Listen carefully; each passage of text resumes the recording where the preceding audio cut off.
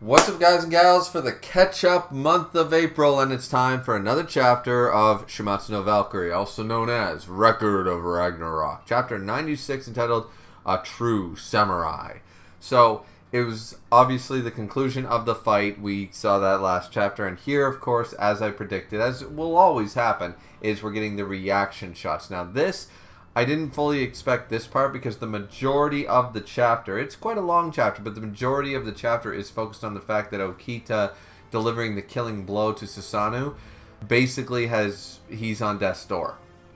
And everyone's freaked out about it. They're like, well, is he also going to be erased and go completely to Niflheim along with Sister Mold and all this stuff? So the Shinsengumi run out. They try to tell him to hang in there. He's not breathing. They don't know what to do. Now, the god of Japanese in most, like in Shintoism and stuff, the god of most Japanese, the head god, Izangi, has appeared. And he's there. Normally Susanoo and everyone are children of him. So yeah, this definitely works. So he's basically, we could refer to as Zangi in most contexts. He's usually the chief god, in a similar way to like Zeus and Odin. He's the chief god in Japanese mythology of most versions. So, or at least he's very high up there in a lot of contexts. So he drops down. He says, just compliments to Soji and stuff like that. The Shinsengumi think he's there for a fight and everything like that, but he's like, he cannot allow him to die. We see this very burnt up, scarred hand of Izangi going forward, and for Susanoo's sake, he ends up healing him. And he recites this poem.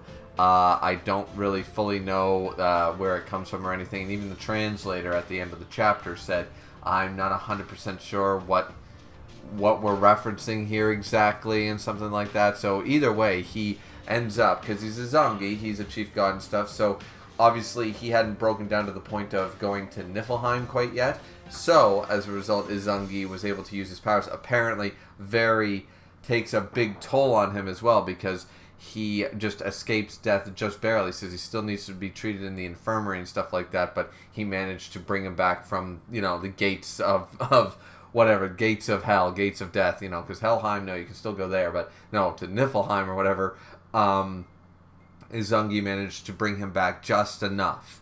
And we see Izangi afterwards, along with the Valkyrie.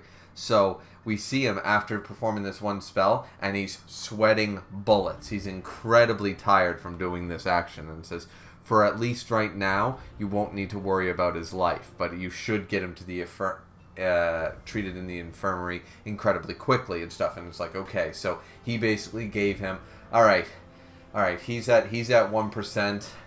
Let's and it's slowly dropping. It's like you're at 1% and you're poisoned. Well, all that Izangi, to put it into context from my perspective, did was basically like, okay, we're gonna cure the poison so his health stops dropping. And maybe give you another percentage, but that's all I can do. He's still very, very weak, and, so he's escaped death for right now, but he's still on death's door. Get him to the damn infirmary, right? That's the way I'm taking it, sort of idea. Like, basically back in the day when Pokemon was a difficult game, and poison killed you outside of battle when you walked too many steps. Yeah, Soji had 5 HP left and was poisoned. Walking, and the Pokemon Center was too far, and no antidotes in your damn inventory, and you're nuzlocking. That's how I lose Pokemon all the damn time. Anyways, so yeah, they're all excited. Of course, the Shinsengumi are rallying around like, yes, this is fantastic. Kondo says, like, well, why would you do this for him? And, I mean, it makes sense from Izangi's standpoint, especially if in this, we don't really get full confirmation here, but if he is one of his god sons, if he's one of his sons, Susanoo put his own divine life at stake in this battle, and he was able to reach his goal, his dream, but due to the man he admired the most, reaching the peak of swordsmanship. He was guided by this man, Okita Soji. And so he bows to him, and I offer you my gratitude on the behalf of Susanoo. So his son, if we're going to take that Izangi is still Susanoo's father in Record of Ragnarok context, or whether he's just a really favored one of the gods and he's the chief god, he was like, Susanoo was never happy unless he was able to do this. He was at his happiest fighting you and stuff like that. So, I do this on his behalf, sort of idea. You won the fight, you deserve, the life and stuff like that. All that fun jazz, right? So, 100%. I mean, everyone's very shocked to see Izangi bow to a human and stuff like that. Zeus and Odin are watching and stuff. They don't say anything, but they're looking onwards. And he said, and he just said kind words about everything. Though I will say, this entire speech is done great and stuff like that. Like, as a god who continued to learn from humans from the very end, perhaps this was his true purpose. And I thank you, for allowing blah, blah, blah. And we get this nice thing. And then Izangi, it ruins the entire moment. I know it's a translation thing. He goes, well then, bye. And then turns to leave. It's like, no, he's this regal chieftain of the gods, and he's not some friggin' like flamboyant or crazy, a person. Well then, bye. Like, is he a 13-year-old girl? Should I expect, well then, bye, lol, peace out? Should I expect a peace out? Like, no, he should, well then, farewell, goodbye. Full, complete words for a chief god who just used a poem that apparently the translator couldn't even figure out, some ancient, oh, holy thou, and yada, yada, yada, and, fizzle sticks, and boom, we will bring back, and on behalf, I offer you my gratitude on the behalf of Susanoo. I am speaking proper, uptight English and stuff, and may, my lord, and all this stuff, and then boom, peasant talk. No, it actually made me laugh out loud and totally broke the whole moment for me. The whole bye. Well then, bye. And left. Like, it irked me. It irked me to no end. It really did. So, anyways. Yeah, so Soji wakes up and he just asks Kondo, like, was that the right way to do things? Kondo tells him, yes, that was the battle of a true samurai. You fought your hardest and stuff. And this is where he says that he doesn't think he can fight anymore. This is the end. He reached the peak of his swordsmanship. The Shinsengumi all recognize this. Kondo recognizes this.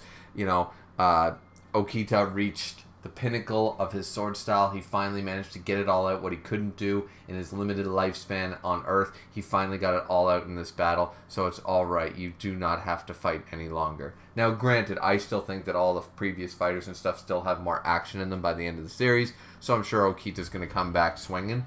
But at this point, it's like your battle's finally done. And it's like, oh, this is a really nice thing. So Ares brings up something that from chapter 95 that we're like, okay, what exactly happened there with him cutting him? Because Susanoo did hit him, and he still said, screw it, I'm going to go forward. He goes, how did that not end him with the invisible sword? Now, Hermes mentions that it's possible, and this is obviously what happened, is that Okita, who had seen the path of the sword once before, knew Susanoo could do that, and, from all his experience in the Bakumatsu era and all this stuff, he managed to figure out the trajectory of the sword, even invisible, just having the sixth sense of a swordsman, and managed to slightly alter. He knew he couldn't dodge it or block it completely, but he slightly altered his movement just to bypass his heart. Still hurt like a bitch, and nearly killed him. If not for Izangi, I would say Okita would have died here. So this attack still was fatal to Okita. It just wasn't instant fatality, as it were. So he managed to shift his body weight just enough to avoid his heart being struck. Ares, of course, never accepts these explanations. Zeus brings up the fact that once again he is reminded that, to be constantly on the verge of certain death and to evolve within that despair is the very meaning of being human. And this is what humanity is. Zeus is becoming more and more, ever since the battle with Adam, obviously. Ever since the battle with Adam, Zeus has become a lot more humble and more like humanity truly is something. So if this ever came back down to a vote, I would argue that Zeus would vote no for the destruction of humanity after all these fights. He has learned a lot of respect, not just for Adam, but for the other characters. And we're seeing this at the end of every fight when Zeus mentions different things. Obviously, he wants the gods to win in the end, but I really do think that Zeus he's wavering in the same way that Shiva and Zeus were both very adamant about humans being a waste of time, but they are both in this category where they've wavered. Their black and white morals have a little bit more gray, a little bit more sway in them, if you will. And this is another chapter showcasing that. So Goal immediately is like, yes, we're tied 5-5. It's anybody's game now, and stuff like that. And Brunhilde has already left the building, and so Goal tries to go after her. A hologram by Nostradamus, of all people, ends up, spraying, basically chloroforming Goal for whatever reason. We're not sure why. And at first it's like, oh, this is probably not a good thing. And we still don't know that it's actually a good thing yet by the end of this chapter. I'm assuming Goal is going to remain safe, but is she going to be a hostage here? I don't know. We're jumping between scenes, obviously, but Nostradamus does kidnap a Goal and takes her down to Tartarus. So we will go down to Tartarus soon. In between these scenes, we see the four, other than Rasputin, we see the four characters left for the human side. It's even acknowledged once again. There are 4 humans to choose from, and only 3 gods left. So that actually puts the advantage on Brunhilde, because she has a bigger arsenal to pick from. She mentions this and said that Anubis, Loki, and Odin are the last 3. We can all surmise that Odin is going to be the final one to fight. And even Brunhilde realizes this, saying that we finally made it this far. She slams the computer screen and says, I will corner Odin. He can no longer afford to be a mere spectator, and he will descend as a fighter. There's no doubt whatsoever. So it's almost time that she'll be able to see Siegfried again. Now, this is the thing, is that if they can get this victory, then Odin himself will descend. Because in her mind, she says, just one more win. If we can get to 6 wins, I've cornered Odin. So Odin will not actually be the final fighter, like I just said. That's what we've all said this entire series. Odin will be the last fighter. But if humanity gets to 6 wins right here, then Odin will not leave things to chance and let Anubis or Loki take his place, unless Odin's the next fighter. That could be it. Wait a minute. Okay, Brunhilde's logic is smart, but what if Odin descends? Okay, I'm just kidding. I was spoiled on who. I was spoiled on that one thing. I haven't read any of the other chapters, but I was spoiled on who the next 2 fighters are, so is what it is. Won't spoil it here, but I am actually spoiled on who is fighting next.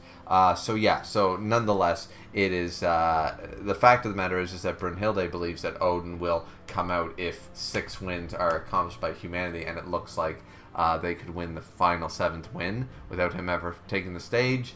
Unlikely, so she thinks she's got him cornered. Anyway, so they go to Helheim, into Tartarus, and Nostradamus has brought, and it looks really cool. It's like, it's actually a really interesting way. He's got this like pendant gem thing or whatever. It's got a sigil on it, and it allows him to go across these blocks to the gates. The guards seemingly recognize him.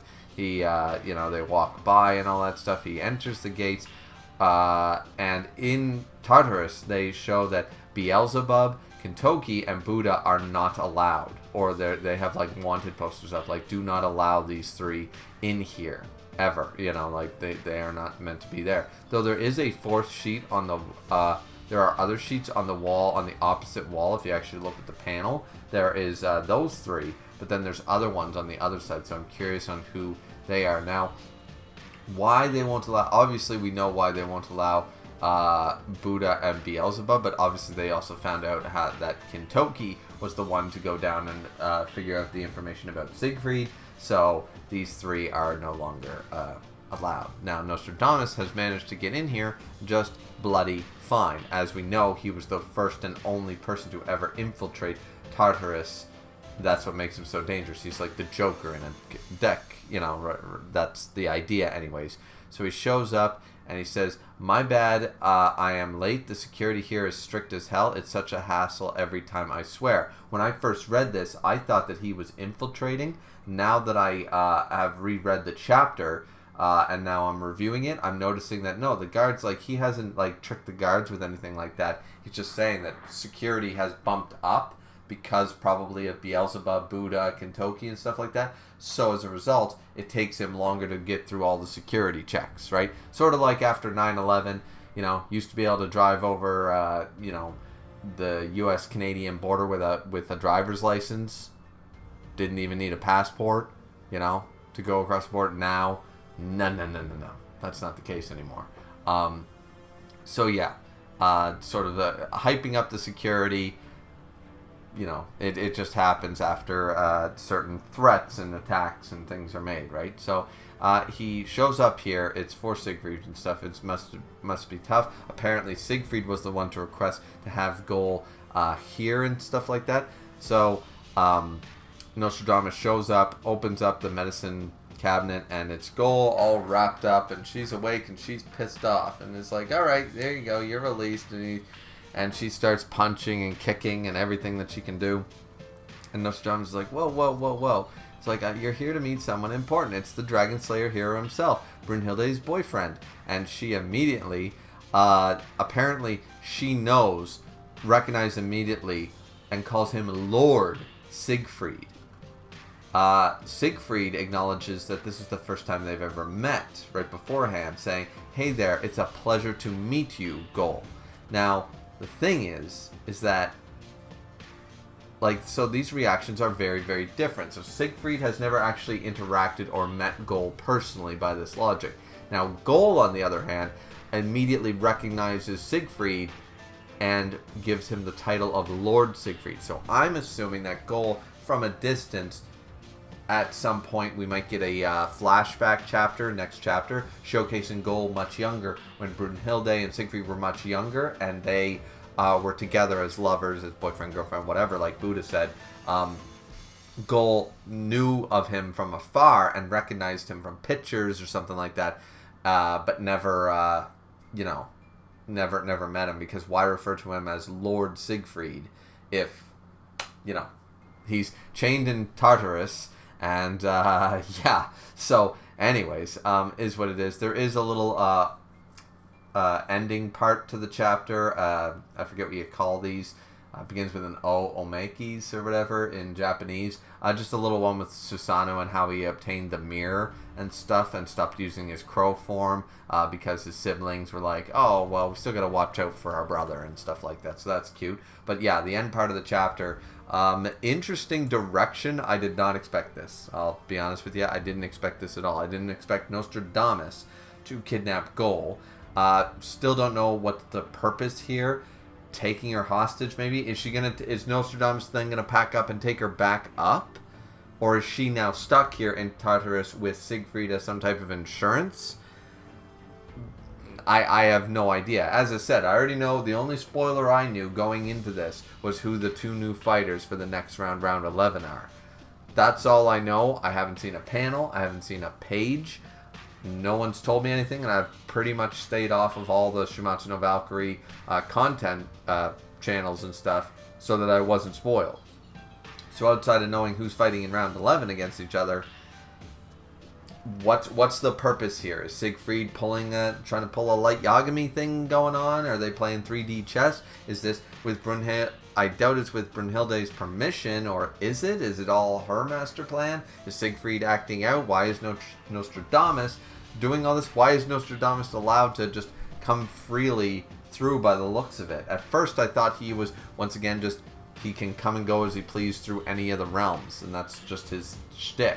But the guards greeted him, and he had this, I could argue that he made this thing that allows him to open the gates and stuff like that, but the guards are like, oh, well, come on through and stuff like that. My first read through, I was like, no, he's infiltrating, but it doesn't appear to be that way.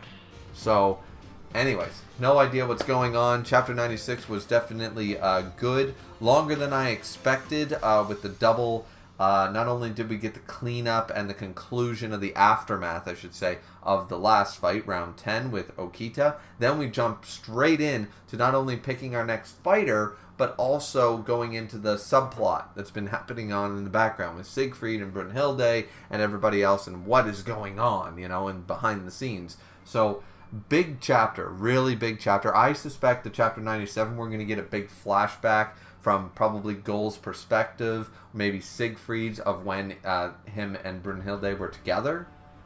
Probably half the chapter worth of a flashback. Probably that. You know, why did you bring me here? It all started eons ago when I first met your sister. And we'll get the whole backstory of how Brunhilde and Siegfried fell in love. I assume we'll figure out how they met, how they fell in love, all that stuff next chapter. And when that'll all come full circle to a degree. Probably leave some key stuff out on why. Why are you chained up? Why this? Why that? But, you know, that's my prediction. What do you guys think? Let me know down in the comment section down below. Don't forget to like, comment, and subscribe. And we'll see you all next time for Chapter 97. We are slowly getting caught up, as I said, here in the month of April. We will be caught up with One Piece, Kengan, Star, Record of Ragnarok. We'll be caught up with all our series that we have left incomplete by the end of April. I guarantee you that. If not sooner, because I'm trying not to burn myself out here by recording 2 and 3 videos a day, but, you know, plus editing and stuff, but don't feel the burnout quite yet. I think I had a nice extended break, so, you know, and once I'm all caught up, the schedule will get much easier, right? And I won't feel the pressure, there'll be no stress, so I'm hoping this is a good thing, right? And then we'll be finally able to get back to streaming when the next chapter of Shuumatsu no Valkyrie comes out, right? So, is what it is. Hope you guys enjoyed. Like, comment, subscribe. Sayonara.